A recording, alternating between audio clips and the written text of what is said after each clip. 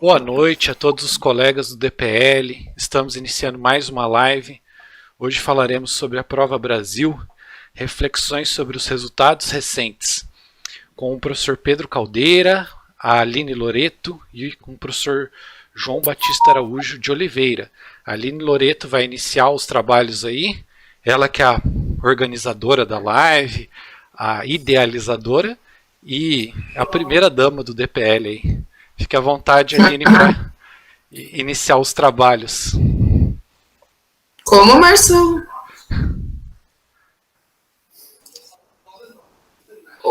Gente, o Marcelo falou que ainda não tá aparecendo no YouTube, não tá aparecendo. Começou.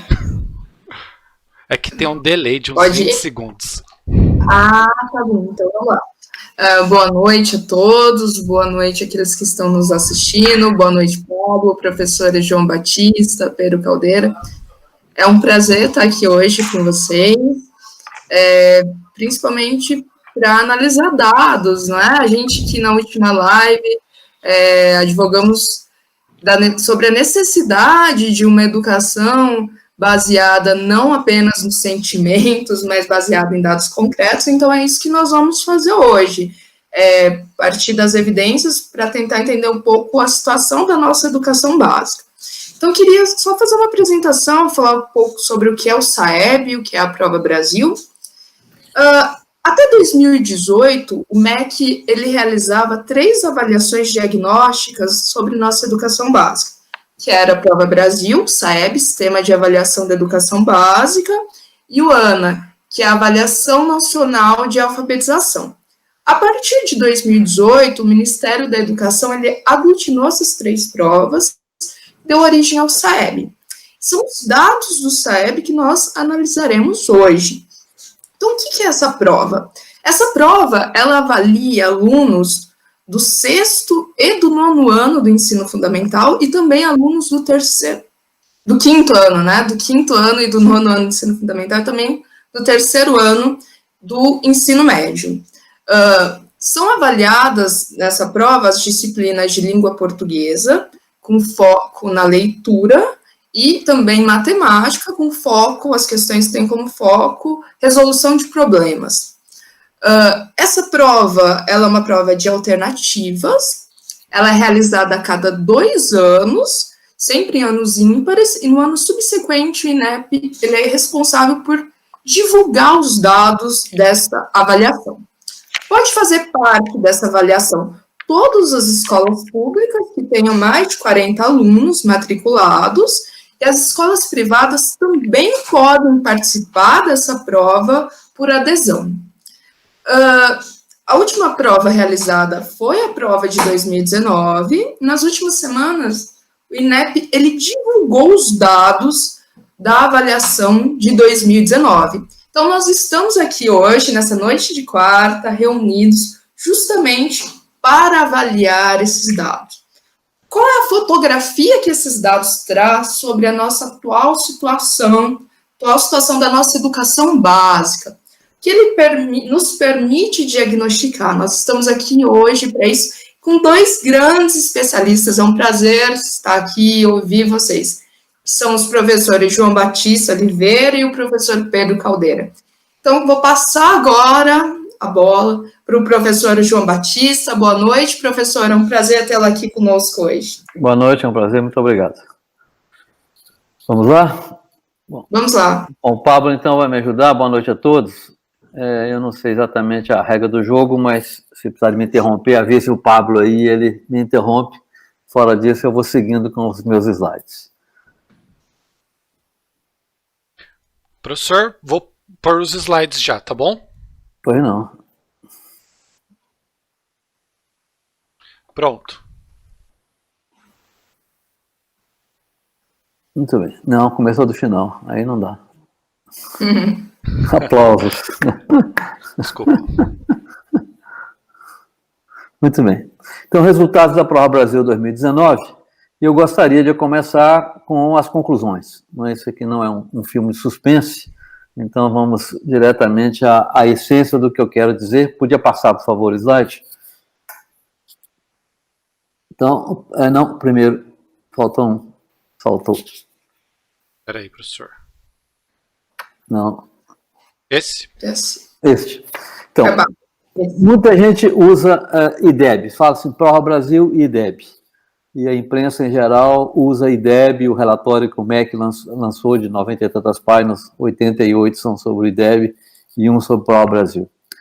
O IDEB, ele é uma medida que mistura o desempenho na prova com o fluxo escolar, a aprovação escolar. Depois eu vou mostrar uma prova estatística, não é, que evidencia como que você, basear no IDEB, tem uma visão falsificada da realidade da aprendizagem dos alunos. Não é? Então, a primeira nota que eu queria dizer é que eu não vou usar a expressão IDEB ou os indicadores do IDEB, eu vou usar os indicadores da Prova Brasil, que, como a professora Aline disse, é a prova, né, de conhecimentos de língua portuguesa e matemática, né, e que é feita com o objetivo de informar os decisores da educação a respeito do andamento do sistema, e supostamente, como qualquer sistema de avaliação, deve levar a prover informações para a tomada de decisões. E essa tomada de decisões deve servir para melhorar o sistema. E quando a gente olha, não é, esses 15 anos, né, os aumentos existem, mas eles são tão pequenos, não é, que é necessário questionar, né, inclusive, a utilidade desse sistema, que é um sistema caro, complexo, não é, e que talvez precise também ele ser atualizado, repensado. Mas, obviamente, é melhor tê-lo do que não ter, mas nós vamos falar aqui apenas de Prova Brasil. Segundo comentário, né, interessa saber, então, primeiro, antes de tudo, qualidade. Né, a prova mede uma qualidade, podemos ter dúvidas quanto à prova, discutir a psicometria da prova, etc., mas, enfim, é uma prova que está aí, tem 15 anos, tem uma consistência bastante grande, tem uma defesa técnica muito razoável, né, e o que a gente nota, né, ao longo do tempo é que o aumento da qualidade começa a perder fôlegos nas séries iniciais, continua limitado nas séries finais. Quer dizer, para quem acompanha a avaliação, quando você pega um país desenvolvido, em que a educação é estável, né, os aumentos são muito pequenos, não é, porque ele já chegou onde tinha que chegar, mais ou menos. Não é, vai flutuar um pouco mais, um pouco menos. Você analisa o PISA, não é, nesses 20 anos de PISA, desde o ano 2000, não é, as flutuações quase sempre são flutuações estatísticas. São poucos os países que têm um avanço como Portugal, por exemplo, teve, como Polônia, por exemplo, teve, ou como os países asiáticos continuam tendo. Mas a maioria dos países que já estão estabilizados, é muito raro você ter aumentos importantes. No Brasil tem aumentos importantes porque o ponto de partida é extremamente baixo. Não é? Então a gente está acostumado a esperar aumentos, mas isso não é o que se espera normalmente de um sistema educacional. Você espera aumento onde houve alguma intervenção que vai justificar aquele aumento. Nós nos acostumamos a esperar aumento, e grande parte dos aumentos que tivemos foi um aumento causado, né, exatamente pela métrica do IDEB, pela redução da repetência, né, que dá uma ilusão de melhoria, quando na verdade não dá. Não é? Então, o que nós notamos nesses anos, depois a gente vai ver os dados, eu estou apenas dando aqui a conclusão, é que veio, não é, surgindo um aumento progressivo das séries iniciais, e nesta rodada de 2019 isso perdeu um pouco de fôlego. Nas séries iniciais, finais, ele sempre foi limitado, não é, e continua limitado, e houve um aumento, não é, que foi a grande expressão aí, o grande interesse da imprensa no ensino médio, quer dizer, o ensino médio depois de sempre, né, nunca tinha tido um aumento, ele estava estável ao longo desse tempo todo, de repente dá um pulo de 11 pontos em matemática, em língua portuguesa, 9 pontos em matemática. Né, e aí surgiram milhares de especulações, né, se é o arco-íris, se é o meteorito que caiu, se é várias explicações dessa natureza, né, por todos os tipos, mas não tem nada que justifique ou explique um aumento desse tipo e, sobretudo, um aumento desse tamanho. Não é, dos 27 unidades federadas, várias do DF, 20 tiveram aumento. Não é? Então, é muito difícil você, né, olhando o Brasil como ele é e acompanhando as políticas de ensino médio, supor que houve alguma coisa que justificasse um aumento desse tamanho. Não é? Para quem tem alguma ideia do que nós estamos falando aqui, o desvio padrão da Prova Brasil é 50 pontos. Então, 10 pontos, né, é algo bastante significativo. Né, 20% de desvio padrão. É algo que Depende de alguma intervenção muito robusta.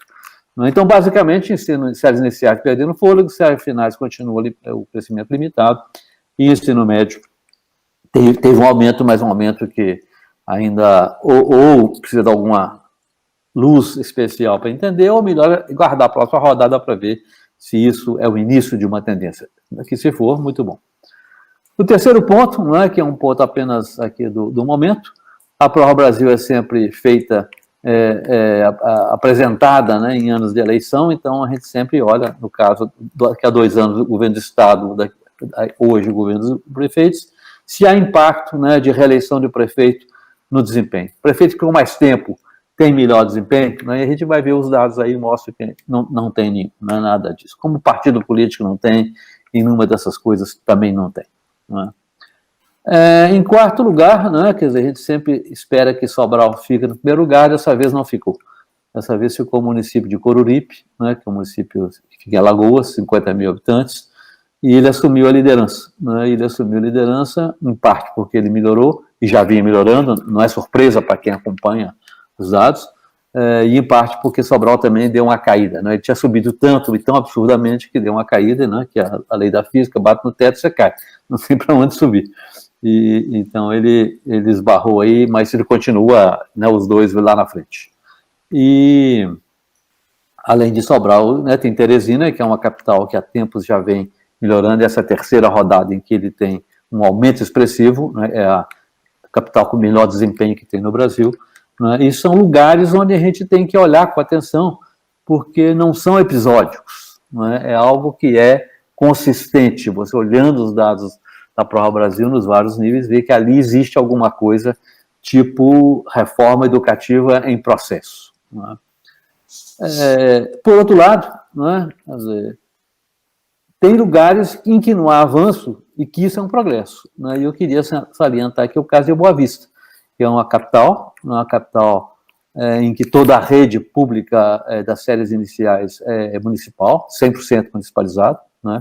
O resto é escola privada, 20%, e que é a quinta capital em notas no Brasil, não é uma nota expressiva, linda, mas é a quinta no Brasil, e que apesar do influxo, né, ela aumentou a população de gente do quinto ano, nas últimas 2 rodadas, aumentou em 60%. Quer dizer, então você tem um fluxo enorme de gente e consegue manter a mesma posição. Isso é notável. E, sobretudo, você tem um fluxo de gente de outra língua.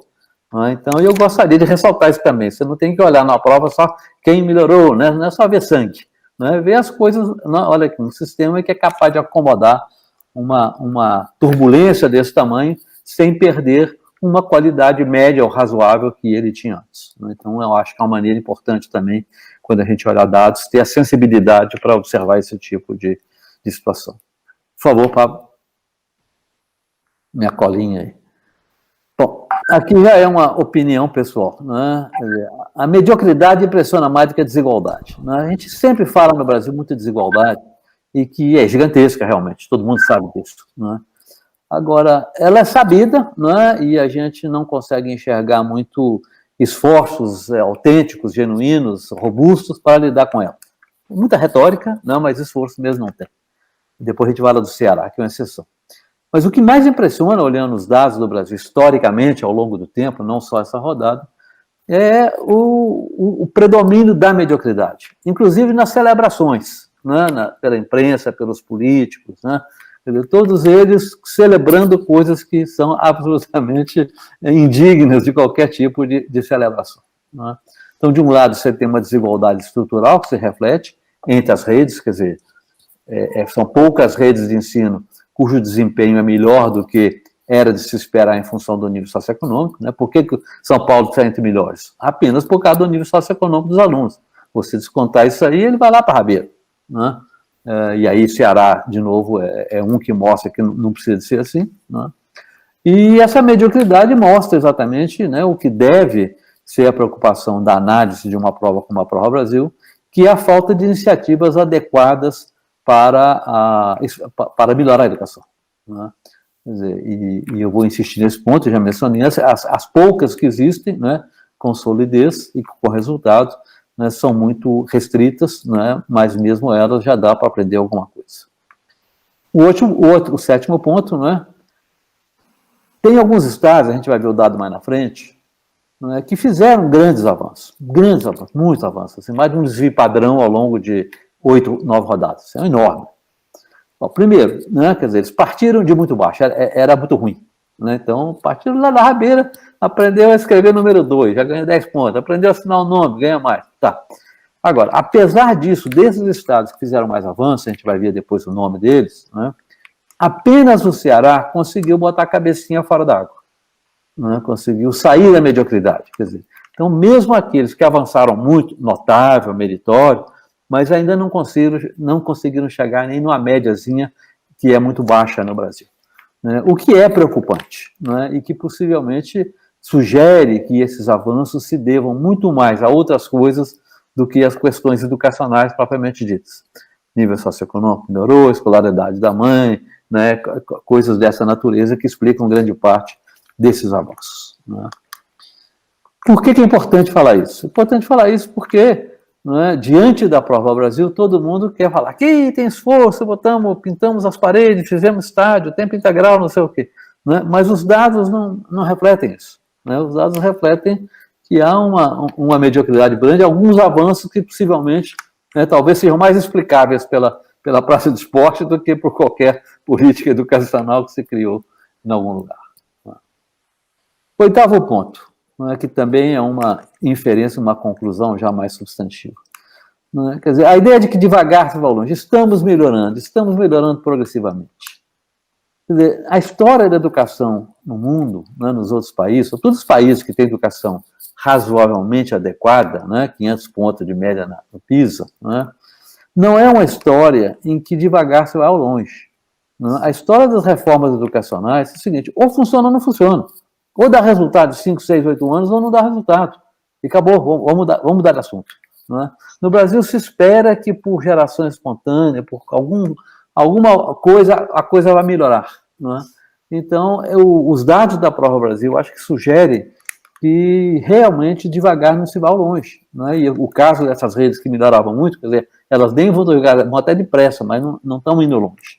Né? Ou seja, para melhorar a educação, precisa de algo mais, né, que não apenas alguma explicação esotérica, né, que surge aí de 2 em 2 anos em função dos resultados da Prova Brasil. Né? Quer dizer, e por outro lado, né, se de um lado a maioria não melhora significativamente, os poucos que melhoram bem, são municípios, ou rede estadual quase não tem, praticamente não tem, só será, que melhoram em pouco tempo, 2, 3, 4 rodadas, tem uma consistência.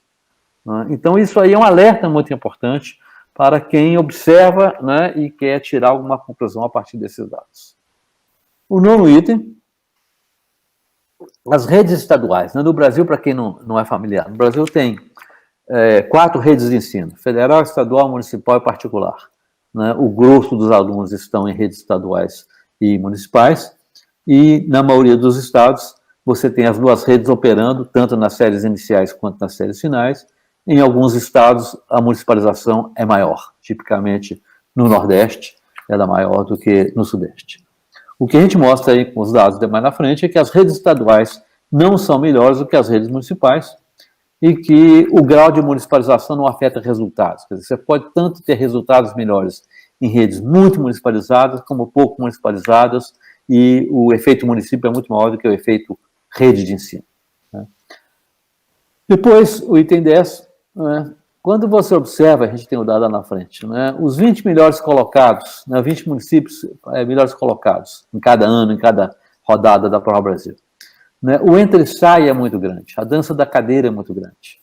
O que, de novo, mostra que não tem consistência. Quer dizer, né? Você devia observar, pelo menos entre os 20 melhores, devia ter pelo menos alguns ali que sempre estão na frente. E não é assim.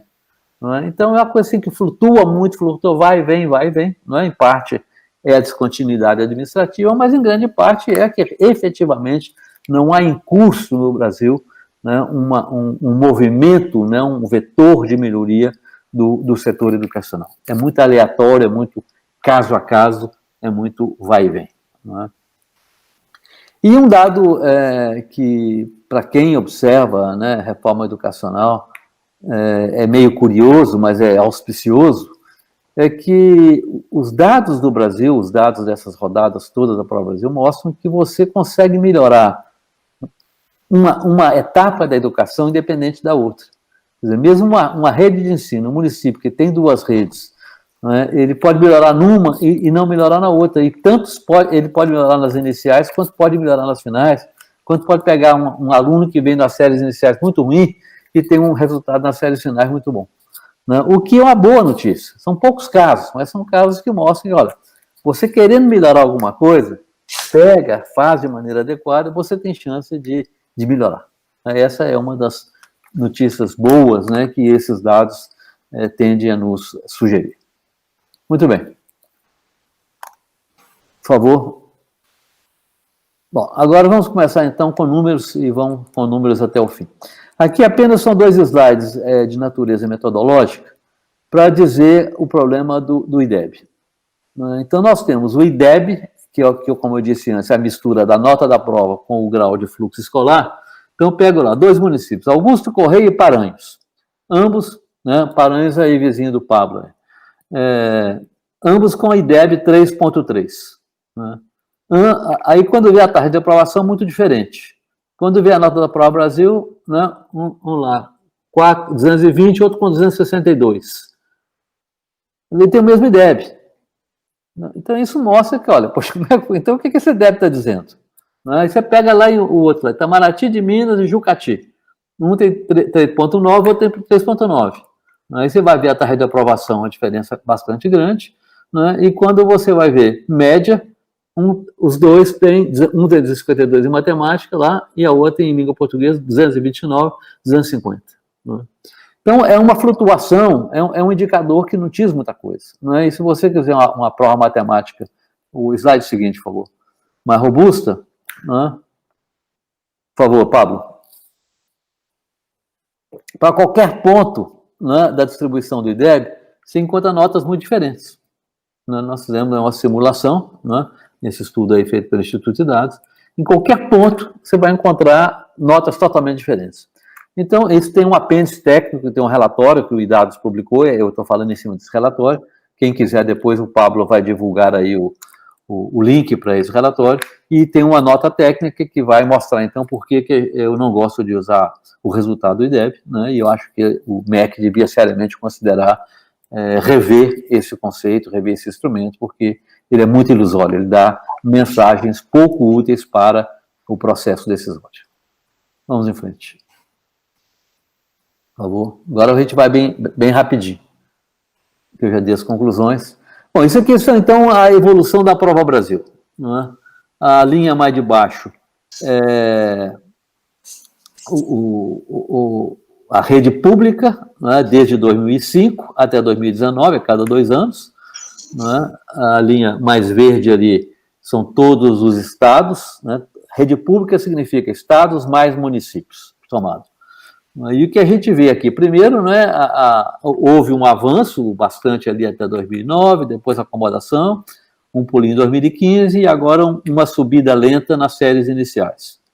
E essa linha vermelha com os quadradinhos é o estado do Ceará, né, que o Ceará, então, ele vem subindo, né, numa vertente, ele começa lá embaixo, bem abaixo do Brasil, né, e vai subindo, passa o Brasil ainda em 2013, empata, vai subindo e continua subindo. Né? O Brasil arrefecendo, como eu já tinha dito, no 5º ano, né? E o estado do Ceará subindo.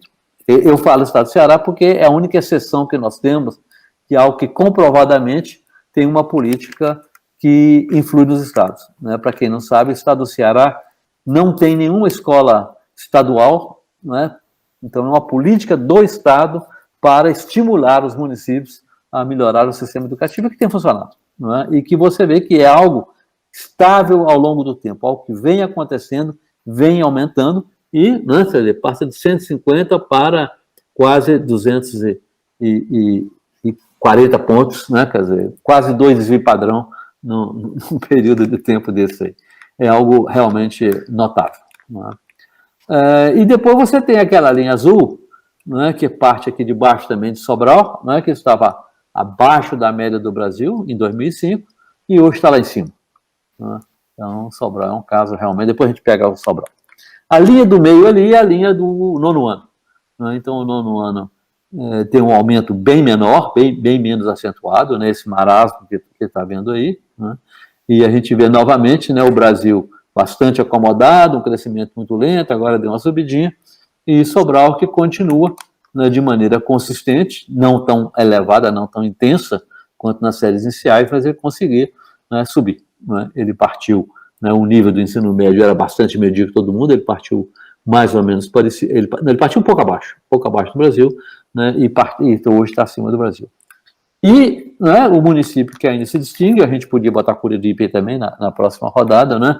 Sobral, né, que já teve até melhor do que hoje, mas ele deu uma caída, mas mesmo tendo dado uma caída, ele ainda está lá em cima. Né? Agora observem, né, o que acontece no Brasil, que é grave. Um município como Sobral, no 5º ano, né, tendo caído como caiu, ele é acima da média do Brasil no 9º ano. Isso aí é algo que tem que pensar, não é? É algo que é bastante impressionante de um lado, mas por outro lado, puxa vida, se Sobral chegou, por que todo mundo não chega? Bom, vamos lá. Por favor, Pablo. Bom, aqui são os estados, né? Eu peguei só os 5, que tiveram maior crescimento na etapa, nas séries iniciais, e depois eu agreguei os outros aqui para a gente compor o quadro. Então a gente observa aí, né, que Ceará, Piauí, Acre, Alagoas, São Paulo, né, são estados que tiveram aumento razoável, né, bastante grande. O Brasil teve em média 47,2 nesse período inteiro, né, e lembrando de novo, 47 é quase um desvio padrão, é um aumento gigantesco. Né. Ceará teve 81, né, e aí os outros 66, 61, 57, 55. São aumentos expressivos. Né? Mas, apesar desse aumento, observem na primeira coluna. Né? São Paulo está em 2º lugar, Acre está em 7º, são 27, mas são 28, né, o ranking. Né? E o Ceará, quer dizer, só esses 3 estão entre os 10 melhores. Piauí e Alagoas, que melhoraram enormidade, não conseguiram chegar ainda num ponto razoável. Né? E a última coluna desse quadro mostra a percentagem de municipalização. Quer dizer, você tem Acre, né, muito pouco municipalizado, São Paulo, relativamente pouco, e outros com 99% de municipalização, 100%, e não tem nenhuma relação. Quer dizer, o fato de ser mais ou menos municipalizado não afeta a possibilidade de melhoria do sistema educativo. Então, esse quadro mostra isso aqui. Muitos melhoraram, mas nem todos melhoraram o suficiente para chegar lá. Né? Desses todos aí, apenas o São Paulo partiu bem partido, quer dizer, ele melhorou a partir de um ponto bom, e todos os outros melhoraram a partir de um ponto muito ruim. Né? Então, o que mostra um certo mérito de São Paulo. Apesar de estar muito bom, ainda conseguiu aumentar um pouco acima da média brasileira. Não muito, né, que a média foi 47, aumentou 55, mas conseguiu aumentar. Né? Andou para frente. Né? Nas séries finais, o aumento é muito menor, né? Aumenta de 25 pontos, né? E nós temos aí, então, os 5 estados que mais aumentaram. Né? Ceará de novo, Piauí de novo, Alagoas de novo, Tocantins e Pernambuco. Né? Todos eles, nesses 5 aí, aumentaram mais do que os 25%, Ceará aumentou quase o dobro, 47%. E, de novo, né, a porcentagem de municipalização é muito variada, né? Não é uma variável importante. Agora, e esses que aumentaram, apenas o Ceará está entre os 10 melhores. Ou seja, melhorou muito, mas veio de uma base tão ruim que ainda está lá para trás. Né? Então, está melhorando assim. Não sabia escrever nada, agora sabe assinar o nome. Né? É esse nível de melhoria. E a outra coisa que esse quadro mostra, né, que é um pouco o caso do Ceará, né, que mesmo com um avanço notável nas séries iniciais, né, isso não dá a plataforma de lançamento para melhorar as séries finais. Dizer, se não há políticas específicas para as séries finais, a coisa não aumenta. Mas, por outro lado, né, quando mostra aí o caso do Piauí e Tocantins, né, você não precisa de ter séries iniciais boas para poder melhorar. Você pode ter ações específicas que é possível melhorar a partir delas. Né? Bom, aqui coloca o ensino médio aqui apenas porque foi a bola da vez, todo mundo falou nele, mas não tem nada que chama atenção, quer dizer, nesse tempo todo o aumento do ensino médio foi 9,1 e esse aumento de 9,1 se deu exclusivamente nesse salto que aconteceu nessa última rodada. Então é algo que não tem muita explicação racional, né? E é um resultado bastante ainda provisório, ainda muito incerto para a gente tirar qualquer conclusão. Mas esse dado é importante para mostrar isso. Não é? Tem aumento grande, tem aumento a partir de uma base muito pequena, não é? E muitos que aumentaram ainda não chegaram num ponto razoável. Seguinte. Então, o que esses dados indicam? Isso pode passar, que eu já falei. Bom, aqui é aquele dado de reeleição que eu tinha mencionado, né? Então aí as curvas mostram que basicamente, né, aí tem prefeito reeleito, prefeito que não podia ser reeleito e prefeito não reeleito. E as curvas são absolutamente paralelas, ou seja, não tem menor impacto nessa questão de falar continuidade, descontinuidade, né? Então não há evidência empírica, né, ao longo dos anos que é isso que impacta, né? Possivelmente há outras coisas que impactam, mas certamente não será essa. Seguinte. Aqui. Nota média por etapa da rede pública e privada. Aqui a gente pode ficar a noite inteira aqui em cima desse quadro.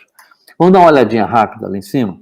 Então, esse quadro mostra a desigualdade brasileira entre pública e privada e a desigualdade brasileira entre redes públicas, dependendo do lugar onde você nasceu, né? Quer dizer, é melhor ser pobre em São Paulo do que ser pobre no Nordeste, do ponto de vista de educação. A conclusão é essa. Então, o que você tem? Vamos olhar primeiro o lado da pública, né? AI é anos iniciais, AF anos finais, EM ensino médio. Então, hoje, em 2019, a nota média das séries iniciais do Brasil, redes públicas, 218, anos finais, 253, ensino médio, 266.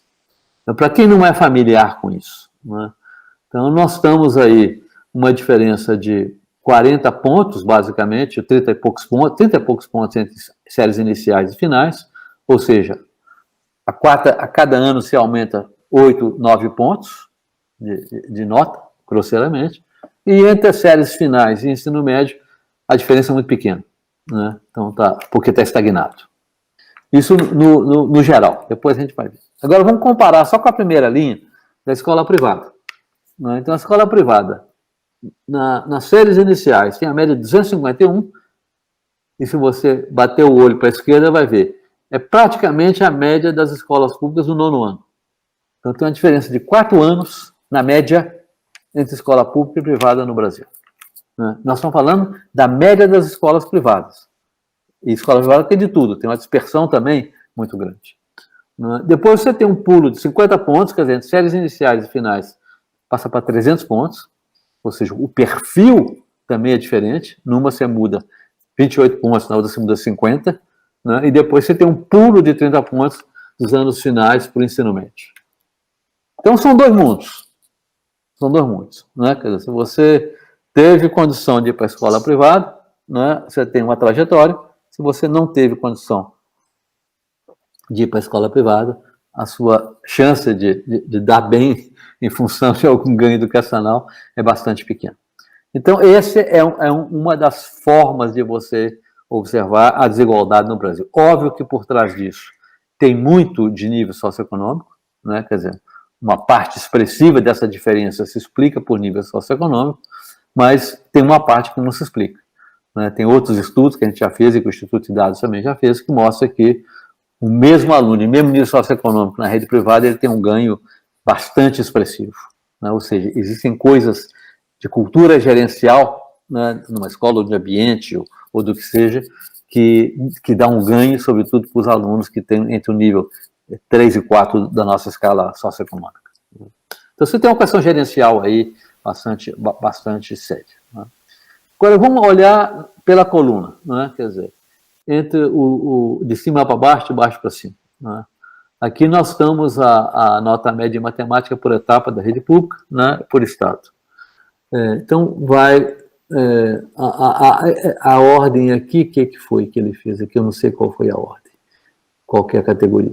Mas se a gente pegar, né, a média do Brasil 218, né, nas séries iniciais, o melhor estado, ele tem 240, que é São Paulo. Né? O melhor tem 240, ele está 20 pontos acima da média. E o pior está em 200 na beiradinha ali, 207 por aí. Não, 199, é que é o Sergipe. Está aqui, 199.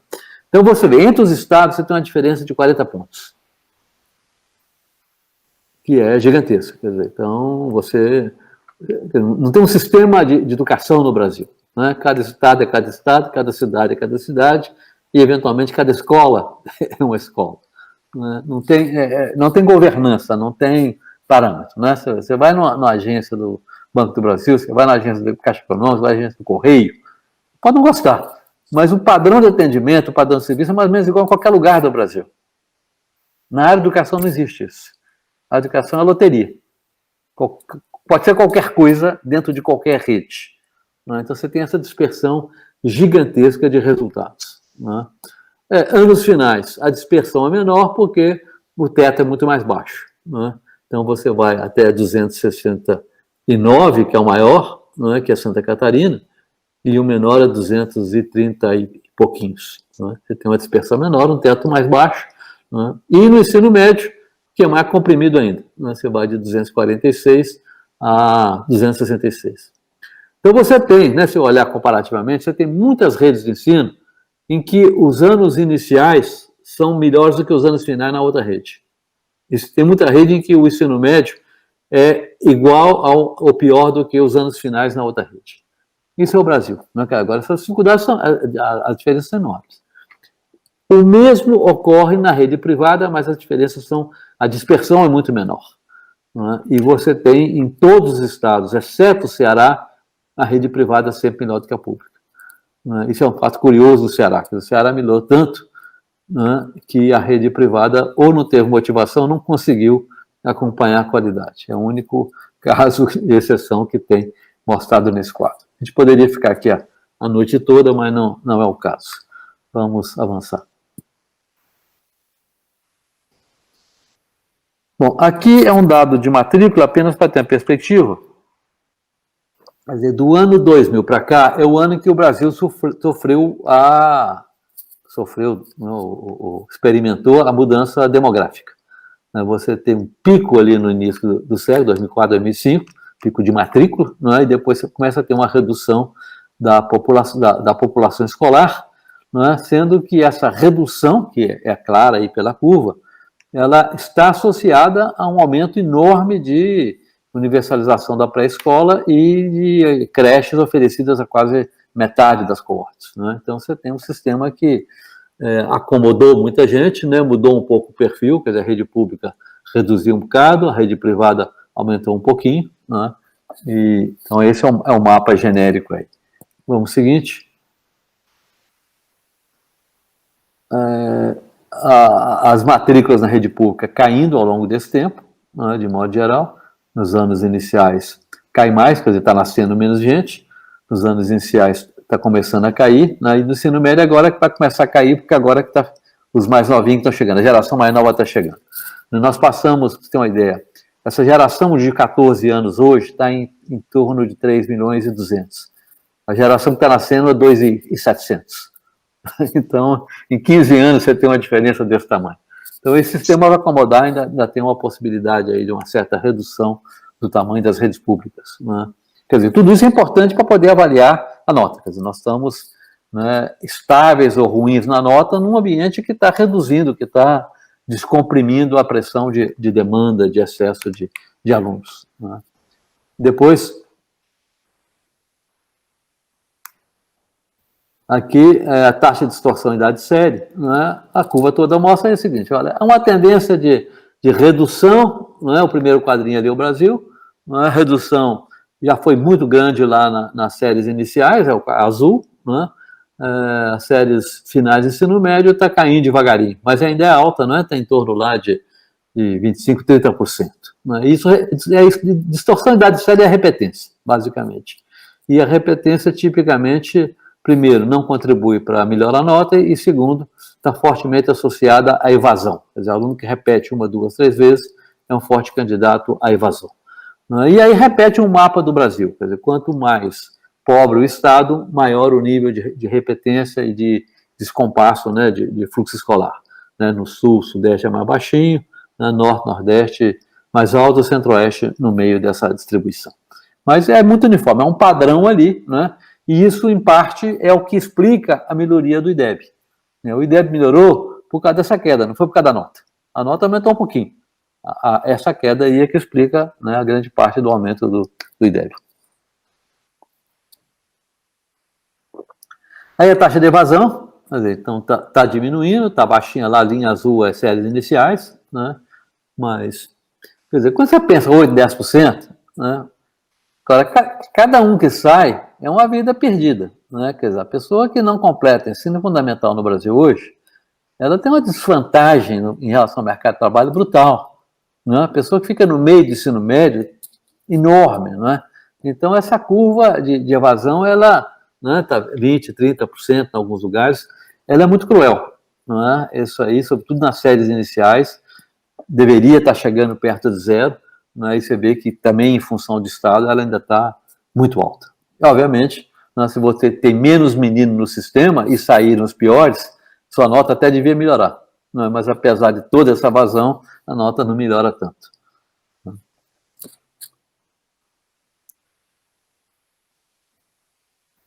E aí, né, no meio de tudo isso, quer dizer, menos alunos, nota medíocre, mas o gasto aumentou muito. Né? Então, a evolução muito grande dos gastos, né, em bilhões de reais, basicamente quase dobra, né, ao longo desses 20 anos. Então, você tem um aumento de gasto, redução de matrícula e um aumento muito pequeno da qualidade. Depois... aqui é a questão da municipalização, quer dizer, você tem alguma flutuação aí, alguma dissonância, né, esses desenhinhos aí, mas que mostra que, em geral, né, a municipalização não tem um efeito negativo sobre notas. Né? Isso é uma discussão que tem no Brasil. Não vamos municipalizar porque vai piorar. Os dados empíricos não confirmam isso. Um ou outro estado aí tem alguma dissintonia, mas, de modo geral, não há uma relação. Né? Vamos em frente. Mesma coisa, né, no ano, né? Mesmo fenômeno. O que mais? Língua portuguesa, e aqui o que é isso? Não, aí você saltou muito. Você saltou duas. Não, rede pública, tá? Tá ok. Agora, ensino médio, por favor. Então, ensino médio é só rede estadual, não tem municipalização, né? E aqui é apenas a evolução da nota, que a gente já viu que é muito lenta. Sempre língua portuguesa e matemática muito correlacionado, quer dizer, então eu só uso matemática porque não precisa de ficar desperdiçando folha de papel para mostrar uma coisa que não vai acrescentar nenhuma informação, né? O que esse dado mostra, né, é algumas exceções, né? Se você pegar aí o meio da distribuição, né, Rio de Janeiro está bem no meio do Brasil, né? Então, quer dizer, quem que está à direita da curva que surpreende? Né? Lá na pontinha, né, você tem Espírito Santo, né? Por acaso ele está melhorzinho no ensino médio. Esse melhorzinho é pouco, você vê a curva lá, né? E o Ceará, né, que está um pouquinho ali, tá o terceiro acima da linha do meio, né? E o Rio de Janeiro é aquele meio morro. Né? Então a curva tem poucas, né? Tem o Pernambuco, né? Está um pouquinho à direita também, é o estado que está melhorzinho no ensino médio, né?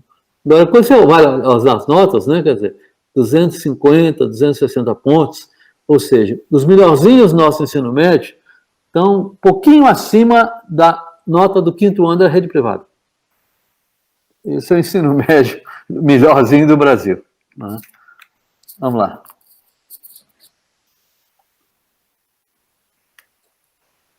Bom, aqui é a ordenação das capitais, né? Para quem gosta de sangue, vamos comparar as capitais, mas é interessante, né?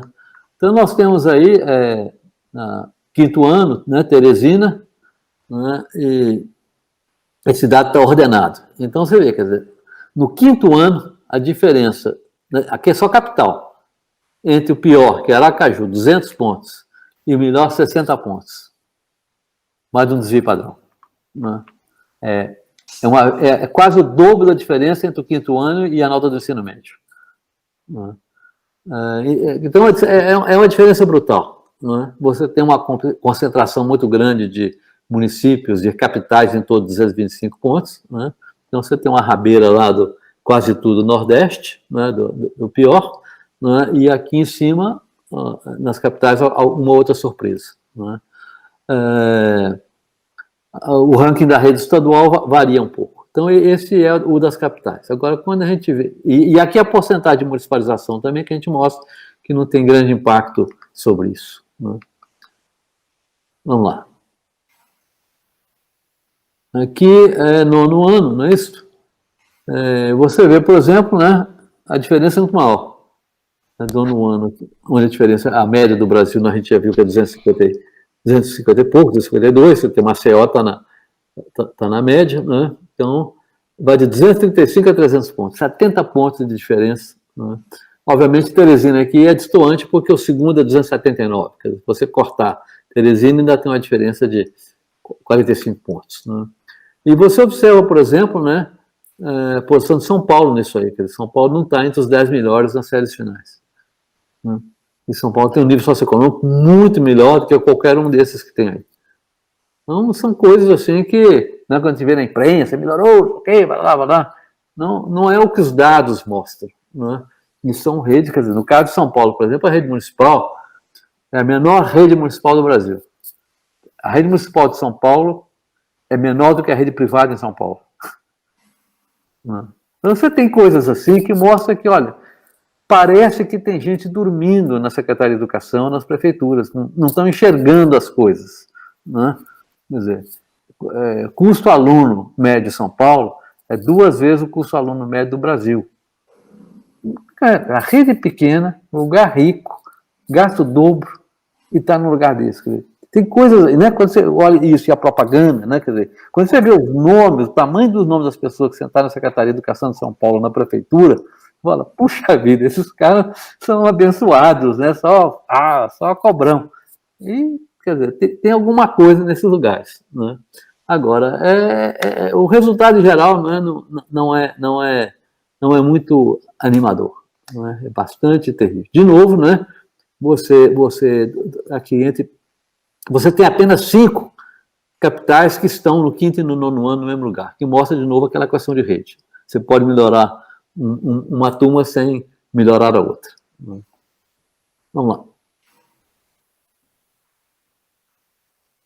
Quinto ano, rede pública. Isso é a variação da nota, né? Apenas para mostrar. O Brasil melhorou 45 nesse período, 2005 a 2019. Ceará melhorou 81. Esse aí, pode tirar o chapéu.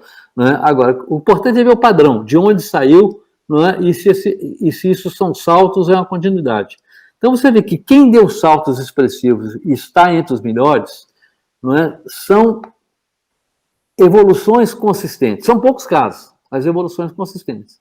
Não é? E você tem grandes evoluções, como a de Piauí, não é? E que ainda não coloca o Piauí num ranking adequado ali. Ele aumentou 66, é o segundo, ainda está com 218 pontos em 2019, né, que é bastante longe, né, de Ceará ou Minas Gerais ou Rio Grande do Sul. Né? Então, não adianta só o esforço, tem que ter algo mais com uma reforma educacional, ter pressão. Não é? De novo, como eu já tinha dito antes, São Paulo é notável, no sentido de que ele aumentou um pouco mais do que o Brasil, né, e continua bastante bem.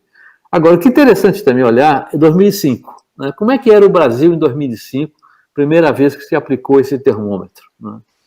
Então, é curioso, né? Quer dizer, em 2005, né, os melhores estados do Brasil tinham nota de 200 pontos. Então, a fragilidade desse sistema, quer dizer, 200 pontos na prova Brasil, basicamente você tem que assinar o nome, saber o nome da sua mãe, alguma coisa desse tipo. Não precisa saber muito mais do que isso. Isso era o Brasil, isso era São Paulo, né, há 15 anos. Então, houve uma melhora, né? É inegável que houve uma melhora, houve uma preocupação, né, do ponto de vista de Poxa, quase um desvio padrão aí, 45 pontos. É notável.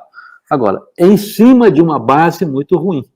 Né? E isso é preocupante, não é porque se isso aconteceu com redução demográfica, com menos gente na escola, quase triplicou o custo aluno, o recurso por aluno, né? E isso não vai ter no futuro. Né? Quer dizer, se isso é só isso e chegou aqui, o que nos espera para frente? Então, o Prova Brasil serve para pensar nisso aqui. Né? Vamos em frente. Bom, comentários eu já fiz todos aqui, né? Vamos lá. Não precisa. Isso aí minha colinha não precisa dela. Tá bom. Nono ano, né? Aí o aumento foi só de 25 pontos, não é isso? E aí você tem algumas redes que são outras que melhoraram, quer dizer, é diferente o critério de melhorar uma ou outra, né? E, de novo, quer dizer, quando você olha 2005, né? Quer dizer, a maioria dos municípios em 2005 estavam piores do que hoje estão os municípios no quinto ano. Então, houve realmente aí uma mudança de perfil. Né? Agora, como a nota é muito baixa, né, a compressão dos resultados é muito grande. Né? A diferença do melhor para o pior no nono ano não é grandes coisas. Agora, é impressionante como, né, um aumenta 47, um aumenta 9, um aumenta 11. Né? Por exemplo, pega Minas Gerais, é o terceiro lá. O que explica Minas Gerais, né, com tudo isso? Que Minas tem educação, que fez, o quê? 13 pontos. Né, em 15 anos, quando o país melhorou 25.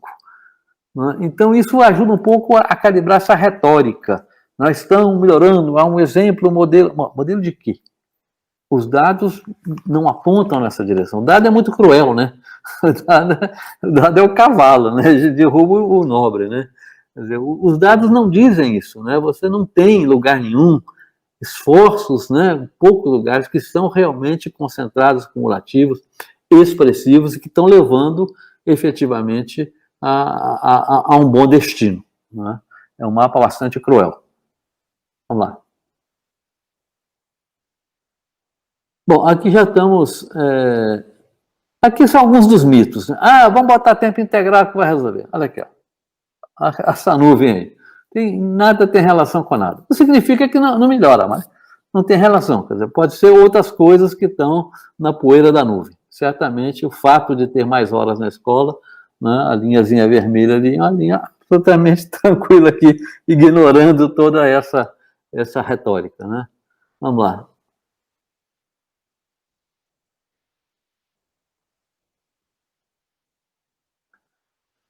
Nota média por etapa, isso aqui basicamente eu já falei, isso já foi falado. Variação nota média ranking ordenado por variação. Isso aqui não vai acrescentar o que eu já disse. Pode passar. Eu estou preocupado com a hora também. Mesma coisa aqui. Aqui é só para mostrar que os atores mudam muito. Não são os mesmos que melhoram. Né?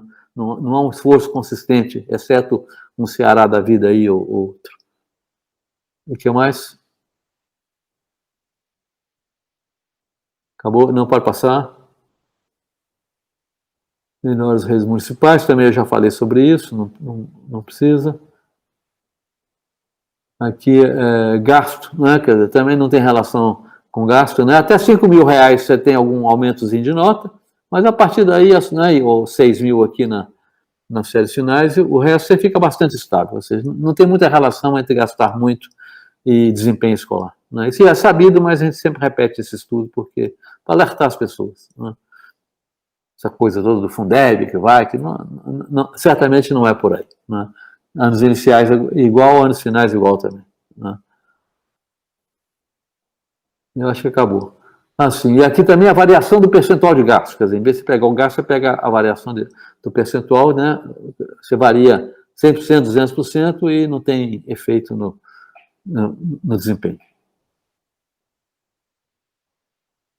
Muito obrigado. Bom, então é isso, né? Quer dizer, não é fácil mudar, tem gente esforçando, pouca gente esforçando de maneira consistente e pouquíssima gente esforçando de maneira eficaz.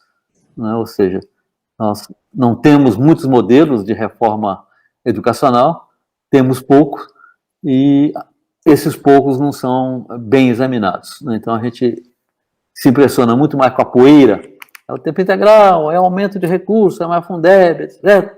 E não olha, não é, que temos poucos bons exemplos de reforma educacional no Brasil e estamos diante de uma situação que possivelmente vai ser muito mais difícil do que foram os últimos 20 anos.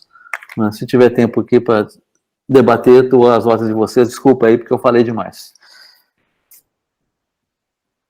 Imagina, professor. Vamos passar então para o professor Pedro Caldeira. Ok. Não falou demais e foi muito interessante os dados que nos trouxe. Eu e o professor João já tivemos uma experiência anterior em termos de uma live em que nós coordenámos muito bem as nossas falas. Desta vez nós não coordenámos, mas provavelmente o resultado vai ser muito semelhante, porque aquilo que eu vou trazer, e eu peço ao professor Pablo para me dar autorização para eu poder pôr a minha pequena apresentação, ok? Os dados que eu vou trazer são dados muito mais simples e eu vou, aliás, como o professor João fez, não muito explicitamente, eu vou tentar dar algumas explicações para o panorama de grande mediocridade que estes resultados do SAEB nos trazem. Ok, agora já posso pôr a minha apresentação. Uma janelinha. Esta aqui. Provavelmente vai aparecer. Então, ok, compartilhar. Vamos para os lados de cima. Eu trago de início uma pequena comparação só entre 2017 e 2019, porque com a saída dos resultados do IDEB, não é? Que parecia que era uma coisa estrondosa, eu fiquei curioso para ver onde é que estava o estrondoso e porque é que, por exemplo, no meu município, eu vivo em Uberaba, Minas Gerais, de repente ficaram entusiasmados com a melhoria significativa dos resultados do IDEB. E o professor João já explicou que o IDEB de facto não é um bom indicador porque, apesar de estar relacionado com dados objetivos, há alguns dados, nomeadamente os dados em termos de progressão e de evasão, esse dado não se prende com a avaliação dos conhecimentos. É por isso é que nós privilegiamos a análise dos resultados aqui do SAEB. E, comparando 2017 com 2019 em relação à língua portuguesa, enfim, o aumento no quinto ano, a nível nacional, todas as redes, incluindo as redes privadas, portanto, as federais, municipais e estaduais e as privadas. Ora bem, o aumento no quinto ano é de 0,10 pontos. Não há aumento, não é? No nono ano é de 1,78 pontos. Também não há aumento, não é? E no terceiro ano do ensino médio, de facto, há um aumento que, face ao conhecimento que eu tenho de contextos concretos em termos de sala de aula, de escolas, não é? Provavelmente este aumento estará mais relacionado com a forma como a própria prova foi montada do que propriamente com o aumento em termos das capacidades cognitivas, em termos de uso da língua portuguesa dos alunos do ensino médio de 2017 para 2019. Isso é só uma explicação que não é nada científica, é apenas e só da minha cabeça. Há alguma abertura para eu comemorar estes resultados? Não. Eu penso que, inclusive, a professora Aline não referiu isso, mas o SAEB é avaliado numa escala que vai até 600 pontos. 600 pontos. E eu sei que o Todos pela Educação tem, pelo menos há alguns anos, de indicativos da pontuação que deveriam ser alcançadas pelos alunos nas diversas etapas. Como não sei nessas etapas se os valores eram de facto equivalentes àqueles que nós temos atualmente, porque eu não sei se o SAE foi sempre de 600 pontos ou se só agora é que é de 600 pontos, a mim parece-me dramático que, face ao máximo de 600 pontos, nós termos estas médias. E estas médias, muito claramente, para mim, me indicam que nós temos fábricas de formação de analfabetos funcionais. E não é por acaso que mais de 40%, ou perto de 40% dos alunos que saem do ensino médio são analfabetos funcionais. Eles não sabem interpretar informação textual simples. Eu não vou falar de coisas complexas, mas simples. E eu, que tenho formação ao nível das organizações, da psicologia cognitiva, em termos também da aprendizagem, e eu, quando olho para estes dados, eu interrogo-me, mas não há a definição de um objetivo claro que se possa usar. Eu sei que há, não é? Mas o objetivo que se queira atingir para se dizer, não, é assim, é considerado de facto adequado que a média, eu não estou a falar em termos individuais, ou em termos de salas de aula, ou em termos da escola, ou em termos de rede municipal ou estadual, mas em média o país deve ter por objetivo que os alunos do 5º ano tenham pelo menos 275 pontos, por hipótese, não é? Ou 250 pontos. Que em média os alunos do 9º ano tenham 325 pontos e que em média os alunos do ensino fundamental, do 3º ano do ensino fundamental, tenham 450 pontos. Não é por acaso que eu estabeleço estas metas, não é? Não é por acaso que a meta vai crescendo, é natural que cresça, porque é natural que os alunos do 5º ano consigam, em termos médios, valores mais baixos na prova, dos do 9º ano intermédios e dos do ensino médio mais elevados. Mas nós termos claramente definidos que aquilo que deverá ser o objetivo a alcançar, seja em que tipo de rede for, sejam valores que estão pré-definidos e que são desafiantes, são difíceis de alcançar, tal como qualquer objetivo deve ser para que se torne, se aproveite melhor a energia de quem está a gerir o sistema, de quem está nas salas de aula, das famílias que acompanham, e nós sabemos que muitas não acompanham, mas que deveriam acompanhar a evolução das aprendizagens dos seus filhos. Esses objetivos são importantes de ter. Isto agora é o quadro em relação à matemática, que as melhorias de 2017 para 2019 também não são nada entusiasmantes. E as últimas duas tabelas, eu julgo que são mais interessantes de analisar. Porquê? Há, de facto, a definição de níveis para que em que os alunos vão sendo classificados.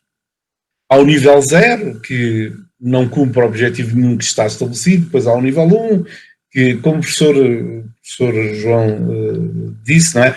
O nível 1 já sabe assinar o nome, o nível 2 já sabe, assim sucessivamente são metas que nem sequer são muito difíceis e desafiantes, e na língua portuguesa nós temos até ao nível 9, no caso do 5º ano, ao nível 8, no caso do 9º ano e do 3º ano do ensino fundamental.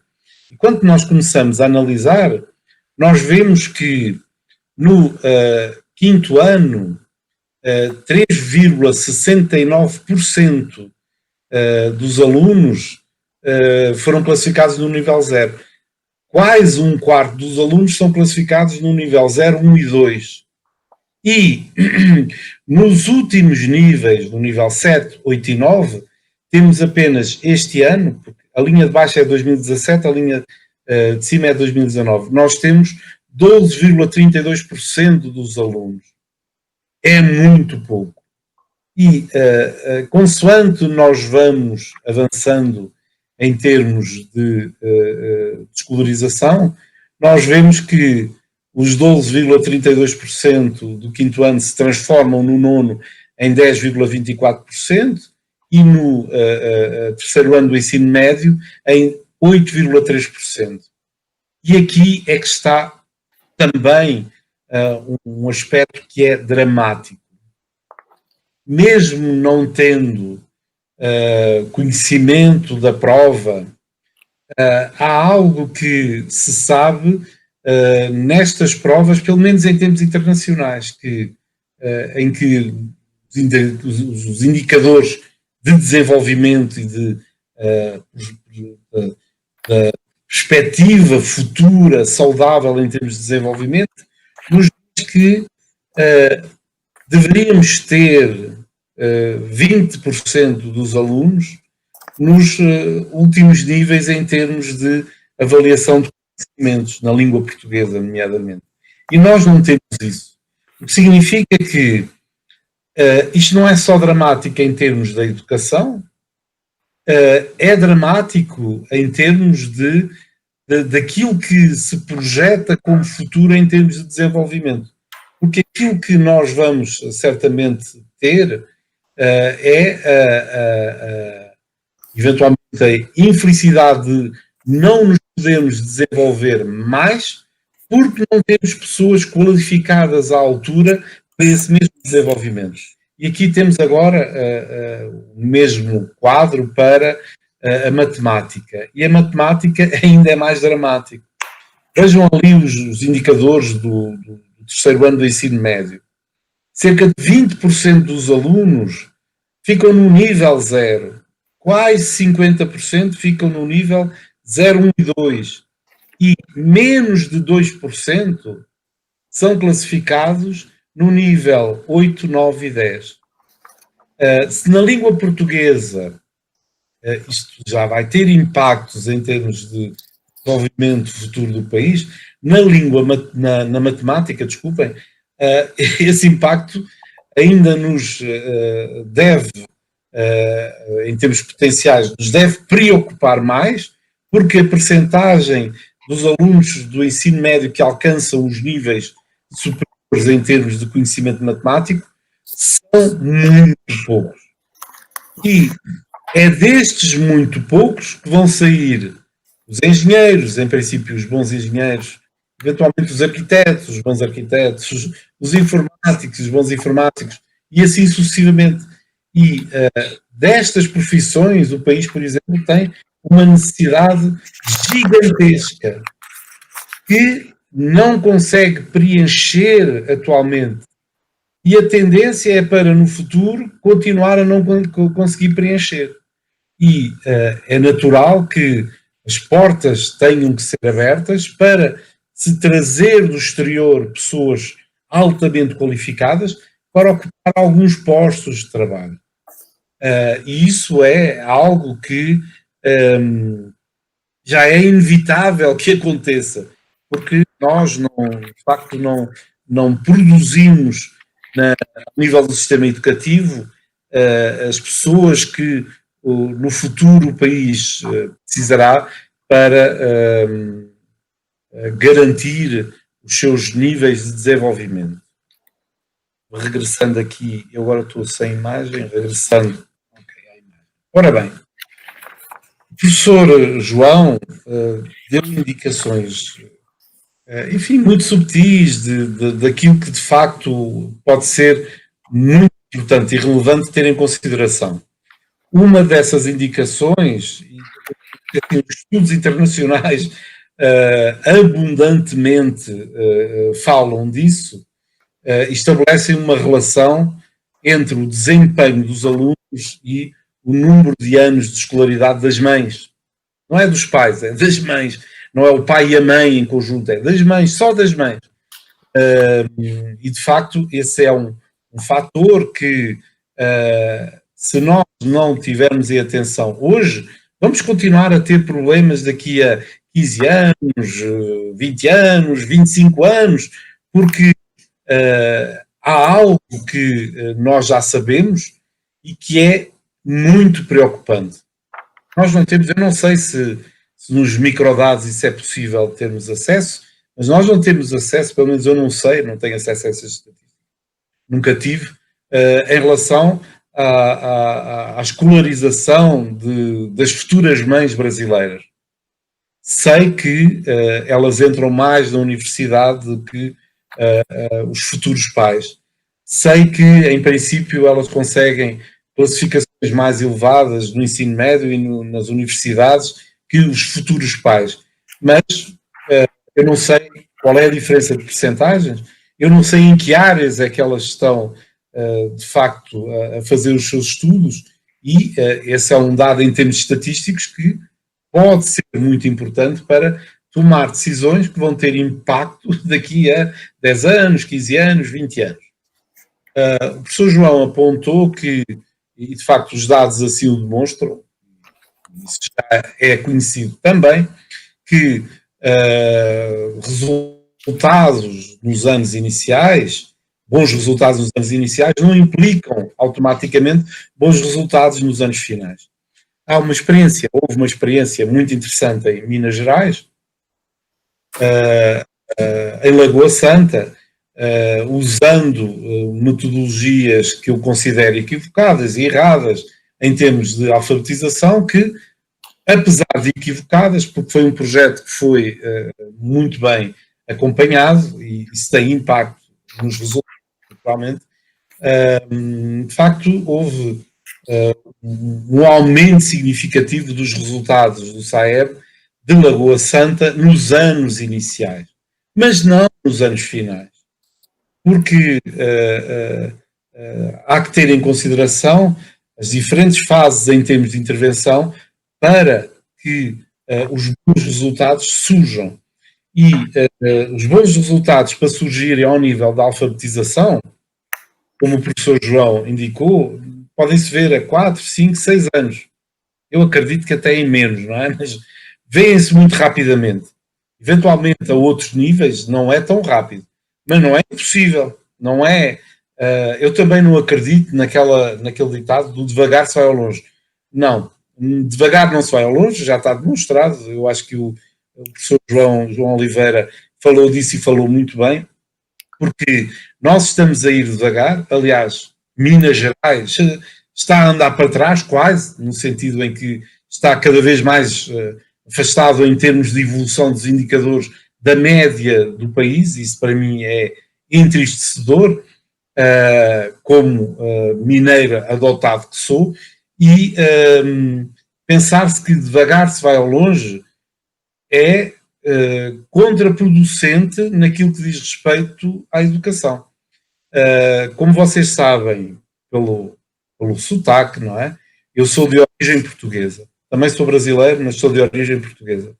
E Portugal deu um exemplo fenomenal em termos do PISA, em que em muito poucos anos, Portugal, que estava abaixo sempre da média dos países da OCDE, só da OCDE, nesses indicadores do PISA, em 6 anos, de facto é em menos tempo do que isso, mas em 6 anos, passou a ser um contribuinte líquido para a média dos indicadores do PISA da OCDE.